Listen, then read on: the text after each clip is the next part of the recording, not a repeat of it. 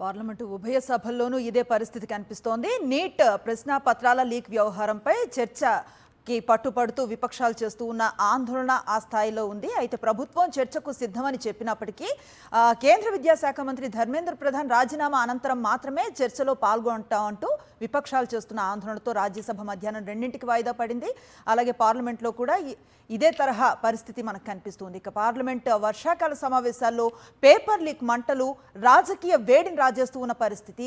అధికార విపక్ష ఎంపీలు పోటాపోటీ నిరసనలతో పార్లమెంటు ప్రాంగణం హోరెత్తిపోతోంది. పేపర్ లీక్స్కు వ్యతిరేకంగా మకర ద్వారం వద్ద విపక్ష ఎంపీలు ధర్నా నిర్వహించారు.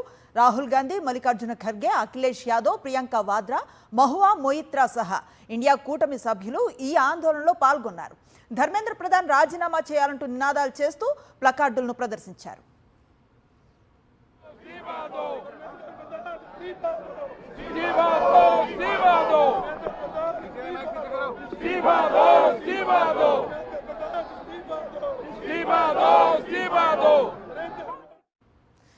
ఇండియా కూటమి నిరసనకు ఎన్డీఏ ఎంపీలు కౌంటర్ ప్రొటెస్టుకు దిగటంతో పార్లమెంట్ ఆవరణలో వాతావరణం వేడెక్కింది. మకర ద్వారం వద్ద బైఠాయించిన ఎన్డీఏ ఎంపీలు నీట్పై చర్చిద్దాం అంటూ ప్లకార్డులు ప్రదర్శించారు.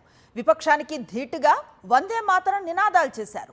రాజీనామా వర్సెస్ వందే మాతరం నినాదాలతో పార్లమెంట్ కాంప్లెక్స్ హోరెత్తింది.